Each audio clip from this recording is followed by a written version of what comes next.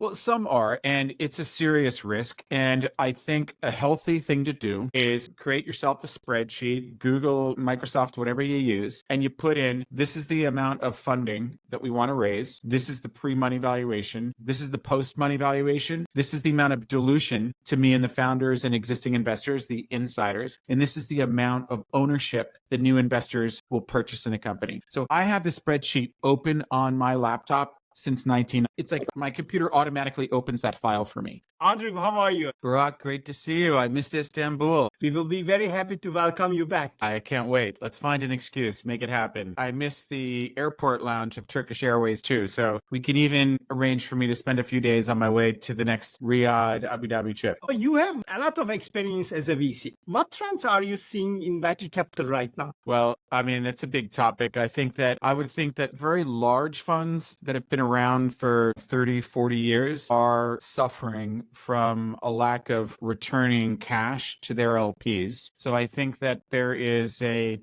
don't hear a lot of people talking about it, like in the press, but these guys were raising multi-billion-dollar funds, and the LPs expect to receive payments back to then essentially recycle that money into the next fund. And at some point, you have to pay those LPs. And so I think we're seeing a slowing of the investment pace on that kind of pre-IPO growth. And that's there's a confluence of conditions where you also have the 20 inflated valuations, and a lot of VCs don't want to mark down their position of what the share price was to a lower share price now. And so you have companies trying to extend the runway to grow into the 20 valuation. At the same time, the VCs are pumping the brakes on even deploying capital to not become a zombie where they have no money for new investing. That's something you see on that kind of growth side that people call venture capital. It's almost these companies should have IPO'd or sold. So that's one condition. I'm happy to talk about any other element of the market that we're seeing here. What's your investment thesis at 7BC Venture Capital? What types of companies are you looking to fund, by the way? Yeah, so we're much earlier. So we try to invest in companies stage-wise that have between of monthly recurring revenue and 6 and 500K. So if you annualize that, the companies have a minimum of 1 million of revenue at the time that we invest, and really not more than 6 million annual recurring revenue. So MRR monthly, 100K to 500K annual, that's 1 through to 6. Our view of this is that if we invest earlier, we really need to increase the level of diversification. You and I were talking offline about your investment base, and we're a little slower than that. For me personally, and every strategy is good and different, but if I had 5 startups per portfolio,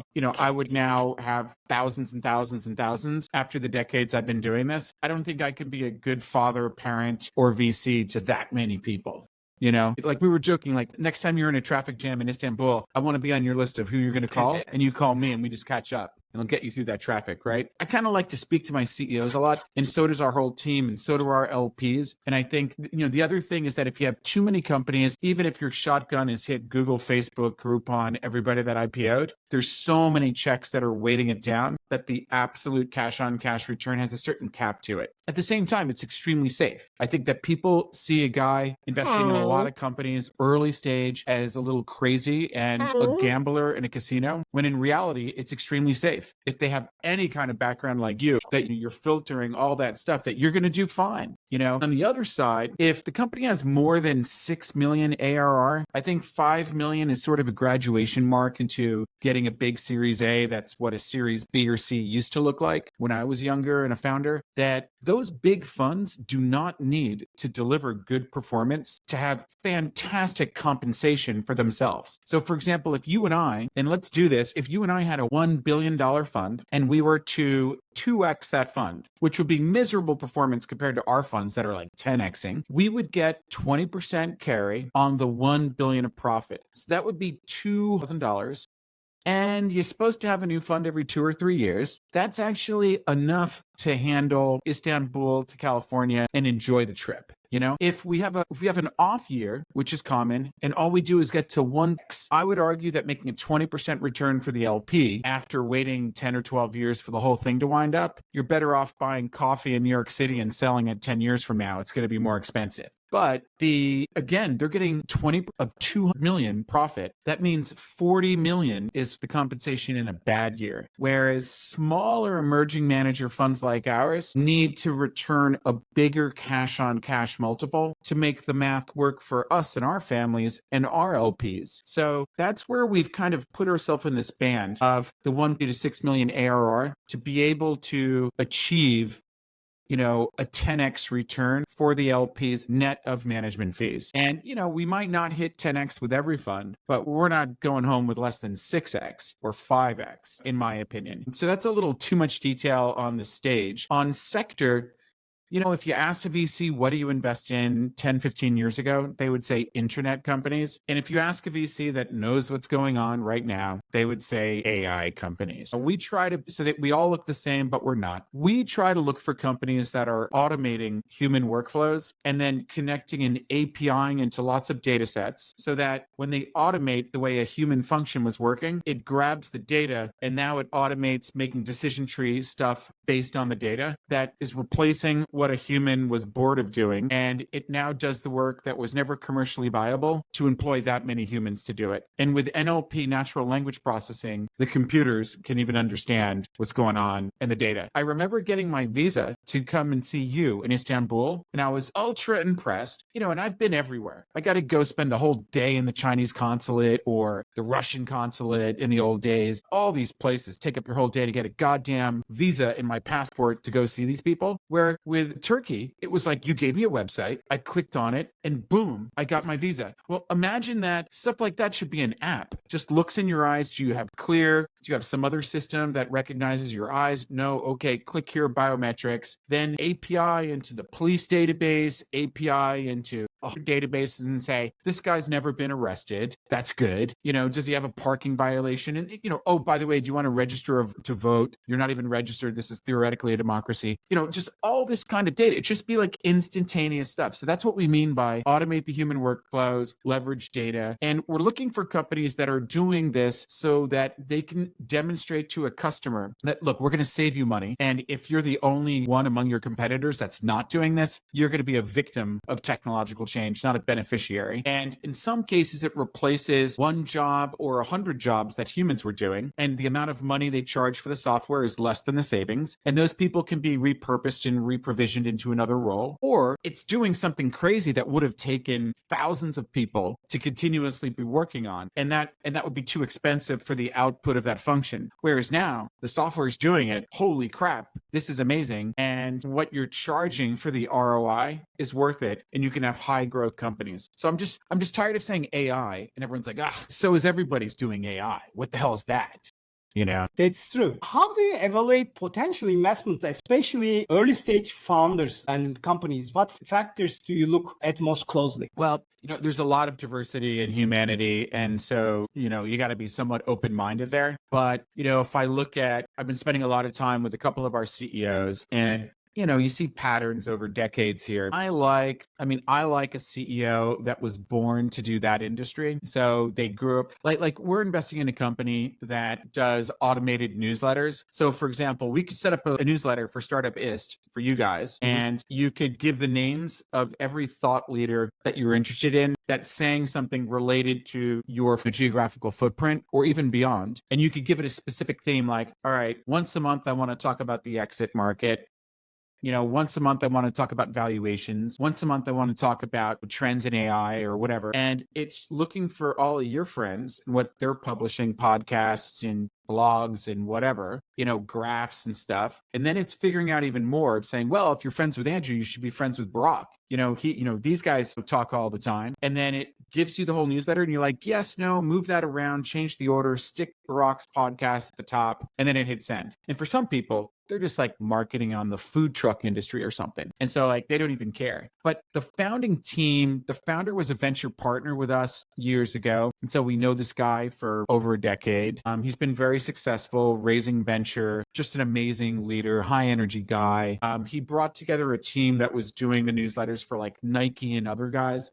and it would take them 3 weeks with one person just on the images of what A/B testing is the best image for that thing. And they have like a million people doing it manually. And now they're taking those experts and automating the whole thing in a way that outperforms everybody. And it's just like mind-blowing commercial stuff. So it's honestly all about the team, about which industry vertical market they were born to disrupt. And then once they get a great business going, they can expand and grow the team and raise more funding and get more super talent. Do you remember the TV show Mission Impossible before Tom Cruise did it? Like it was like this old TV show of Mission Impossible where the guy gets the tape and the tape self-destructs. And he says, if you choose to accept the mission, he would go through headshots and look at the photograph of the people, and he would choose the people for the impossible mission. And so I think of a startup. He's like, I need my explosive bomb expert. I need my woman who can speak German with a Schweiz accent. It's like crazy stuff of these people are ready to be the dream team to pull off the impossible mission. So that's how I think of startups, of really getting into the team and who they are. So it could go on and on and on. But what is the most important advice you have for startup founders that you are mentioning, especially raising real estate in early rounds, either Series A? Well, I think your most important decision is recruiting the right co-founder. So, you can be a solopreneur, but, we prefer teams. We back both. But I think, and even if you're a solo founder, the people that you bring in, which is going right back to the impossible mission impossible, selecting the people for the mission, that, these are kind of irreversible decisions. Now, I think it's a healthy practice for founders to put themselves on a vesting schedule. So if someone abandons the mission in the middle of the stream of the river, that they should lose the unvested equity. So you don't have dead weight that can sink the company and make it unfundable. But it is an irreversible decision to a large extent. And it's a marriage. This thing could go on for decades. And so I think that's the most important thing. And then who are the people you're bringing into the orbit of the company? Maybe you're forming an advisory board where you're offering to give for free 3%, 5% of the company split across 3 or 4 people that can, show this high school kid has serious people around her to move faster. So again, that's people. And you should be careful of the investors that, bring into your orbit and onto your cap table and take investment cash from, because that'll set the pace, who else comes in. That said, if someone's offering you money and it's a fair deal, and other people who understand what levels of dilution make sense here, as long as they're not Al Qaeda, ISIS, sometimes I think if someone's ready to wire your money and someone else is talking about an additional 90 days of due diligence, just get the cash in the door, hire the team you want, and get working. How can founders better educate themselves on venture financing? Because most of the founders are not aware of the terms before signing a term sheet as well. Yeah, I think that, when I went through the process, so I had a string of 5 different venture-backed startups before I became a VC. And on my first one, I remember receiving a term sheet and no one had explained to me what any of these things meant. And, I thought, I'm going to stay up all night like, Bill Gates and master all these things. And, you could search around on the internet, but back then it wasn't very good. Whereas now you search up anything on the internet and I'm sure there's a ton of eager beaver VCs trying to be the next Brad Felt thought leader and explain every single pre-money versus a post-money safe or whatever. So I think the availability of information is just, it's inexcusable for a founder to not, sharpen their pencil and figure this out. I think that there's lots of books. I love to recommend Brad Felt and Seth Levine's book, Venture Deals. That, is a timeless Shakespearean book that every founder should have. And it explains what every term in a term sheet means and debating which ones are worth it.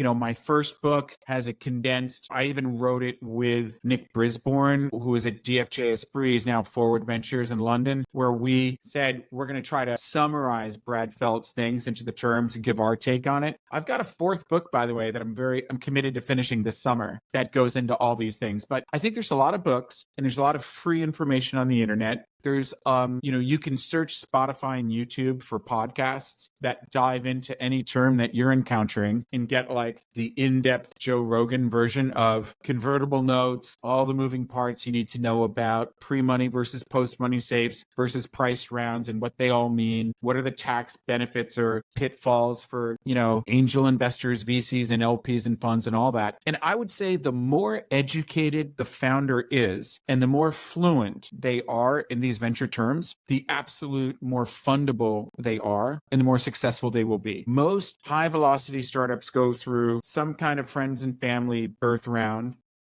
a number of angel rounds. These days, accelerators are rather common. Before demo day financing, at demo day, post demo day, meet all the people that were too late stage for your early stage deal, develop relationships with a group of interested people, get constantly introduced. And then my favorite thing is to say, run a process for about 60 days where you reach out to other funded founders in your network and say, can I just pitch you 10-minute pitch? In 20 minutes, you give me feedback. I'm doing this for 60 days, and then I'm going to make my target list and get my funding round done with real investors. You may find yourself just getting angel funding commitments from all these CEOs. They're going to give you guidance on, this is your problem. I can API you into our data lake, use our LLM. Like, you do that for 60 days and you're going to be like so much better off than you were without it. And then run a process now that you're fully ready for showtime, rehearsal is over, and nail that round. And I like companies that raise for a 24-month cash runway. So if sales were flat with our operating budget and what we're spending every month, that our bank balance won't hit zero until 24 months. And of course, you expect some hockey stick revenue so you can increase your spending. And then 12 months in, hopefully you 4x revenue or achieve some significant milestones. And then you're ready for prime time. Go into that fundraise. Hopefully it's done in 6 to 10 weeks, but be prepared. It could take 2 quarters and 6 months in today's environment. And so you were 12 months in, you made progress. Stop talking to investors. Then you close around in a couple of weeks, at worst 6 months. Then you've got 6 months cash runway left at the time that you banked the money. So you're raising around every 12 to 18 months, and that's pretty much continuous. Now, God bless if you can get to a high velocity, high growth, profitable business, and don't over raise. And, I love a company that doesn't need a venture capitalist. What is the difficulty of over raising, which means what are the disadvantages of over raising? Because the founders are not aware of this risk. Well, some are, and it's a serious risk. And I think a healthy thing to do is create yourself a spreadsheet, Google, Microsoft, whatever you use, and you put in, this is the amount of funding that we want to raise. This is the pre-money valuation. This is the post-money valuation. This is the amount of dilution to me and the founders and existing investors, the insiders. And this is the amount of ownership that new investors will purchase in the company. So I have this spreadsheet open on my laptop since it's like my computer automatically opens that file for me. So I'm always playing with it. Then you make another, you copy that, paste, and say, what is my funding plan in the scheme of the next 5 funding rounds? And will I be able to crystallize an exit via M&A or IPO somewhere along this path? And it'll show you what you own in the company as a founder or one of the co-founders, right? I mean, this is just Excel. It'll show the ownership percentage that various investors could obtain in the business, which is a big part of their strategy typically. And you have sensitivity of like, well, if I try to go for too high a valuation here, what's going to happen there? If I raise at this valuation and I raise 12 months later or 18 months later, will I be able to do an up round? What's the risk of a potential down round? So one risk is raising money at too high a valuation, like at your YC demo day, and then you're running out of money and you haven't come up with enough to be market rate. I mean, a penthouse apartment in Istanbul with a view of the Bosphorus River or whatever, and your yacht out there, that there's a price for a penthouse apartment in Istanbul with that kind of view. And if you're overpriced, guess what? No one's buying it. If it's priced right, it will sell, right? And it's the same thing with startups. So you need to be sensible on that. Now, on over fundraising, you do have funds that are trying to deploy not even $1 billion fund, but they're trying to deploy a $2 billion fund every 24 months. These guys are eager to find a safe home to write a check for 35, 50, 75 million. That one company can suck out some money so I can go back and raise my next fund and make my 1 to 2x return for the fund. We already discussed how that's fantastic compensation for those individuals. So these guys are telling the founder, I think we can anoint you as the category winner. Your competition is outfunding us. You should start raising big checks. Well, typically you've got participating or non-participating preferred liquidation preferences. And so simply put, if you're the founder and you raise $500 million, and someone comes along and wants to buy the company for $400 million, typically of the amount of funding you've raised is potentially going to be paid out to your investors. And the only exit consideration you're going to see as a founder is what was left after the payout to the investors. And so if someone comes along and says, I want to buy the company for $300 million, the VC might not even hear about that because the founder's like, screw this. The first 500 goes right back to the VCs. And, and then you're talking about a management incentive plan or carve out to maybe reward the team and give them 10% of the exit consideration, even if it's below the liquidation preference of how much needs to be paid back. So if you overfund, the other problem with overfunding is that many founders will take the amount of funding they have and follow the playbook that I was talking about like 2 minutes ago that says, okay, this is my revenue per month. This is the amount of cash I have in the bank. If I spend this much and I'm burning like $5 million a month, then $50 million gets me 10 months, right? And they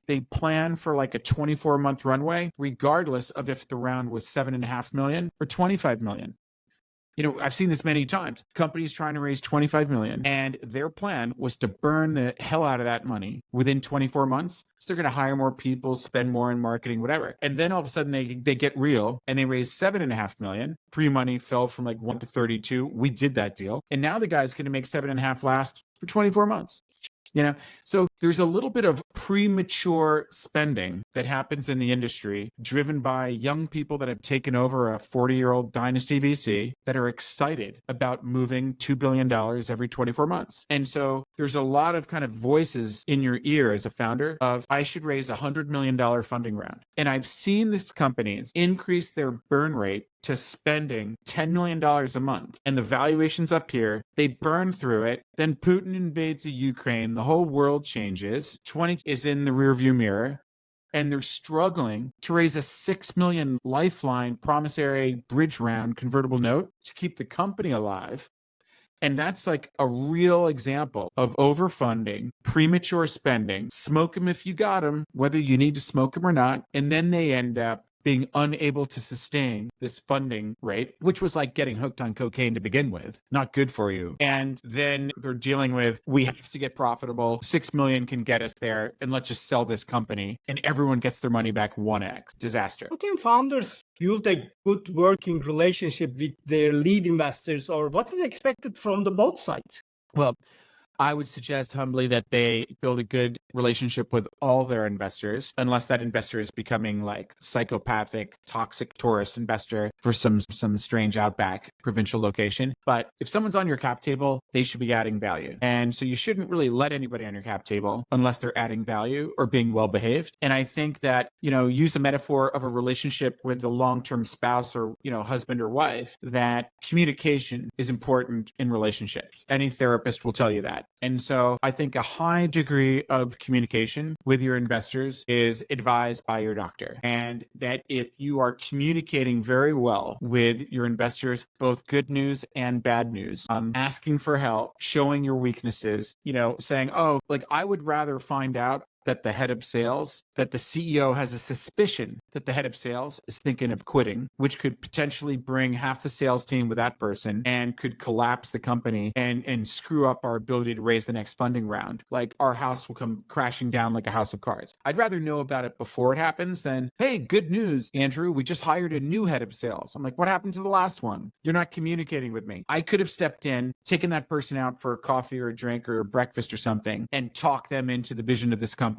and the way we're going to raise a big round and this is going to get better. And you tell me what needs to change. And even we're finding out from the CEO, from the head of sales, what the customers are not buying into, and then going back to the CEO who's delusional, and then talk some sense into them. So I think communication is important, and get, not just one dictator investor in the orbit. So my advice is communication, and communication can be, a monthly update that you've got your dashboard of all your key KPIs and metrics for the business, and you're literally sending out a monthly update. Oh, apologies, I'm 2 weeks late on my monthly update. That's a lot better than the guy of like, I invested in a company in India and I don't even know if their website is working. They're ghosting us. So I would say communication's good.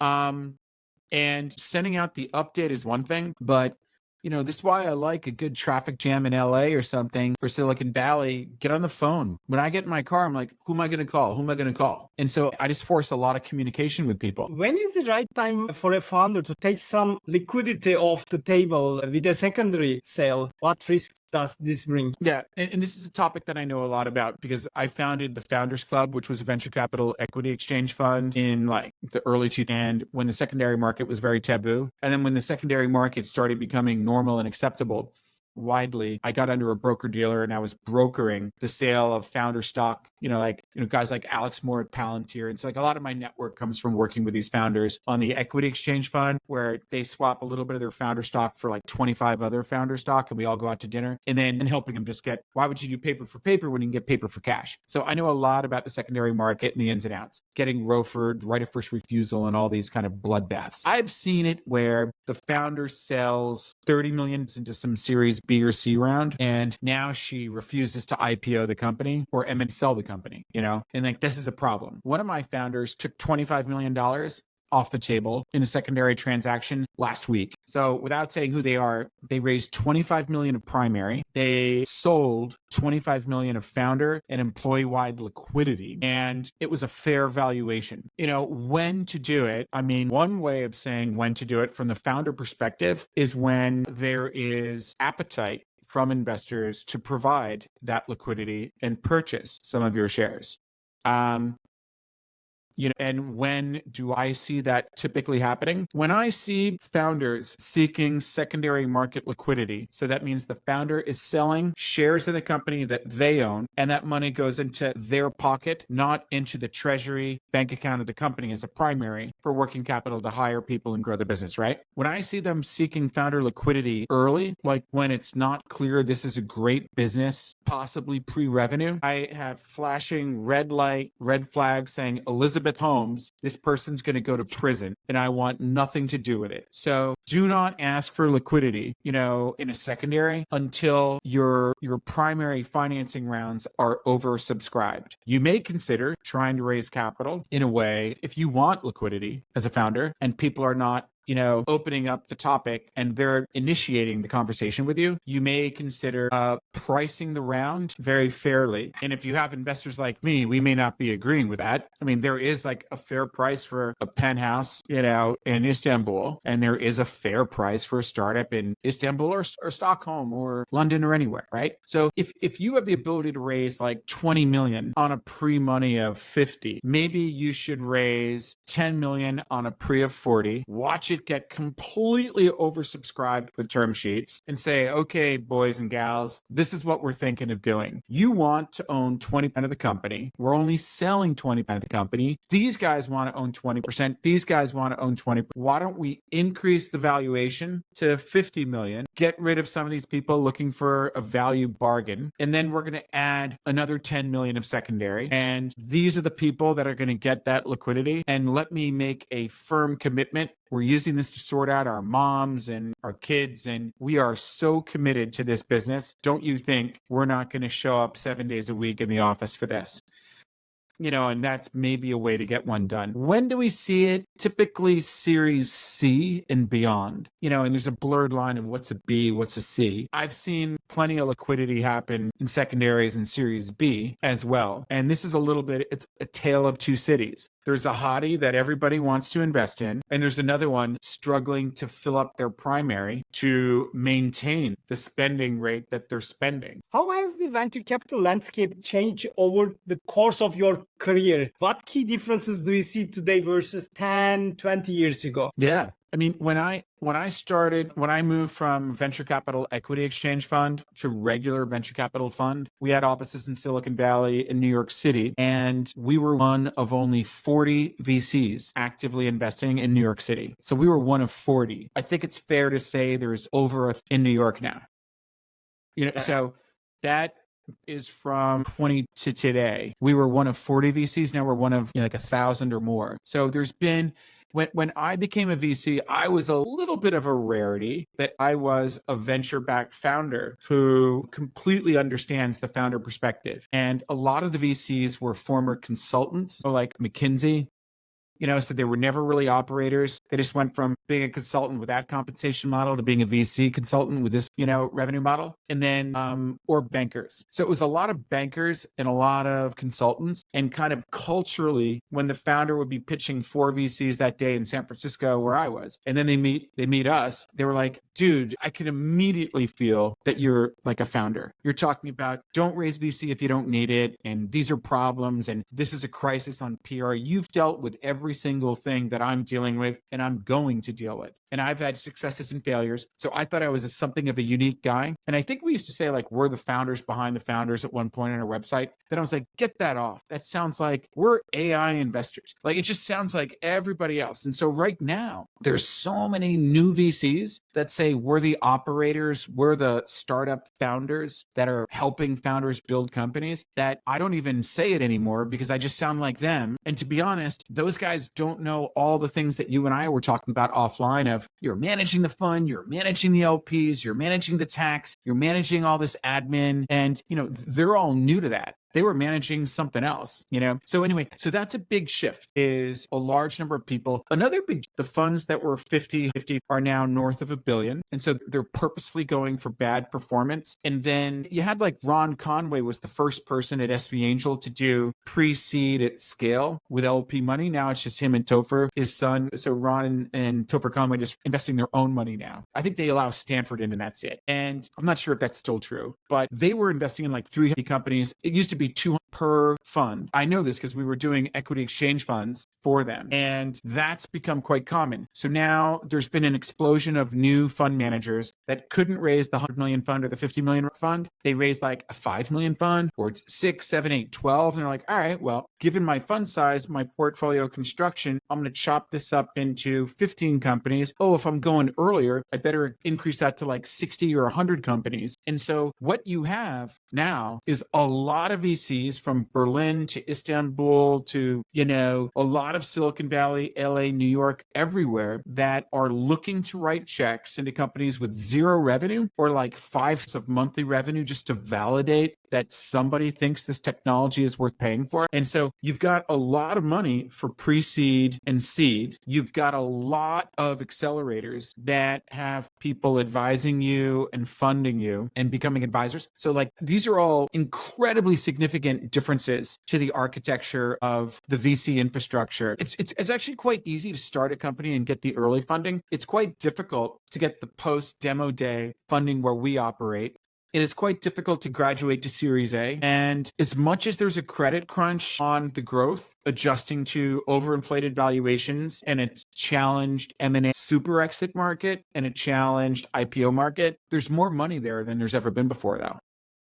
There's never been so much growth money, in my experience. We re-architected to stay private longer after the dot-com crash in Sarbanes-Oxley, where it became prohibitively expensive and cumbersome to IPO. So we actually have more architecture there. It's just very screwed up on bid, ask, don't agree on pricing, post-20, and overspending problems. What makes great VC? What separates the top tier VCs from the rest? Well, you could judge them by how popular they are with the founders, but you're not very popular with the founder when you stop funding them and they're panicking over their children's healthcare. But another way of measuring them is on these specific numbers of TVPI, multiple on invested capital, total value to paid in, distribution to paid in, and internal rate of return. Our funds are ranked in the top 10%, the top decile, based on performance. So basically buy low, sell high. If you invested $100 in our fund, you're getting up to $1 million back. If you invested in another fund, you were getting $100 back. If you invested in some other fund, you were getting $200 back. And was it worth it to wait a long time to make that kind of return? These are the issues. So if you make a 3x cash on cash return as a venture capitalist, you are top 10. So 3x.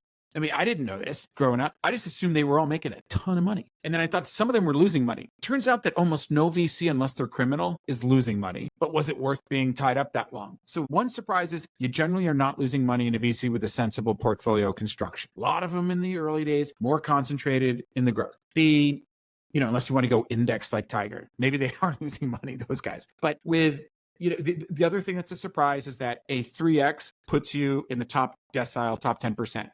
And our funds are like 4.5 going to 5, 6, 7, 8, 10. How But do you let me answer the question, short answer in a different way. A good VC, a great VC is one that adds value to the startup. So they wrote a check, thank you very much, but the value they added was everything. The founder doesn't care about the check. They just couldn't believe the value. And if you interview my CEOs that don't hate me, which is most of them, they will say the check was a relatively small check in the scheme of everything. And the introductions to other VCs and advice along the way was everything. And that's what makes a great VC. And that should be the reason you're doing this, that you have a passion for this. If you wanted to make more money, we would just join the private equity guys if they would let us. And you buy, Boots and combine it with Walgreens and go buy houses all over the world.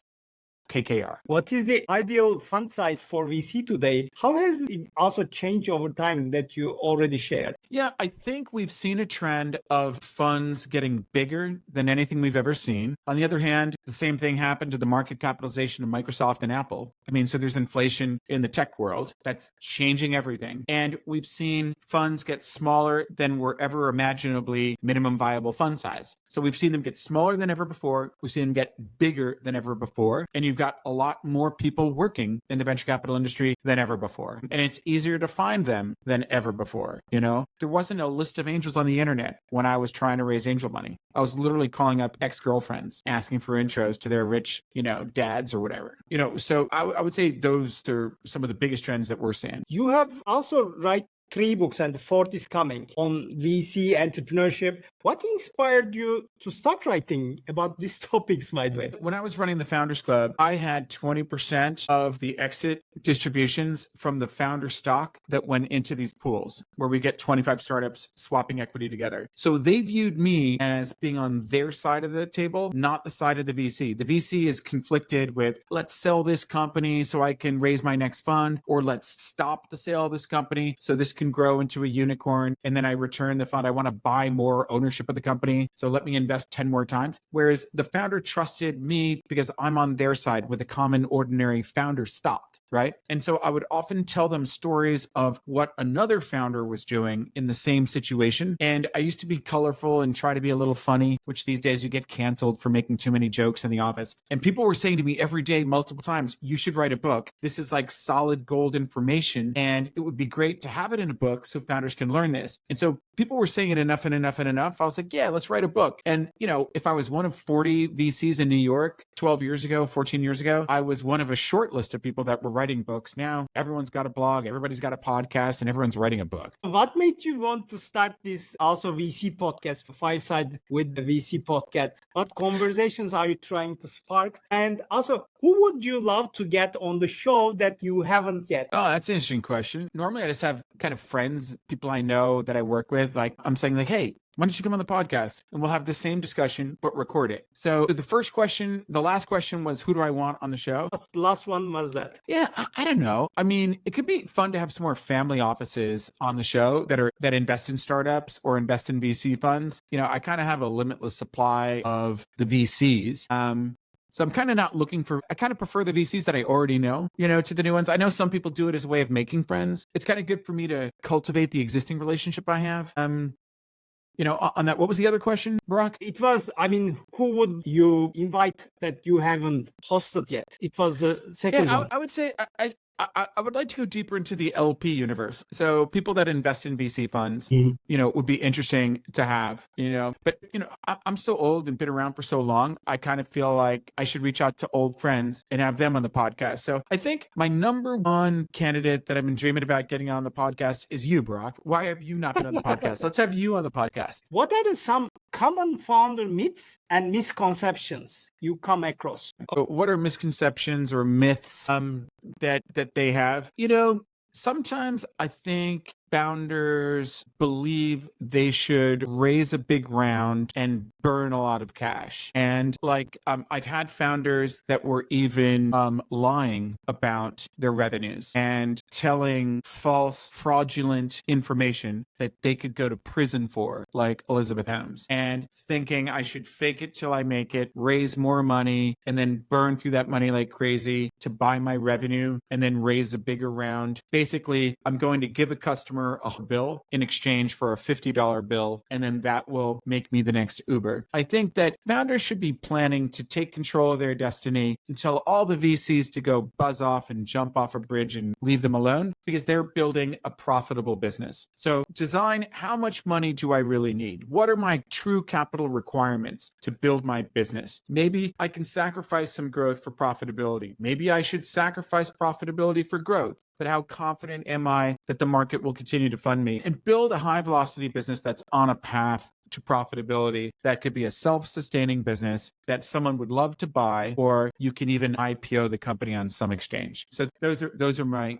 closing thoughts, Brock. But Brock, Andrew, thank you so much. Andrew, thank you very much. I wish you a great weekend. Bye bye.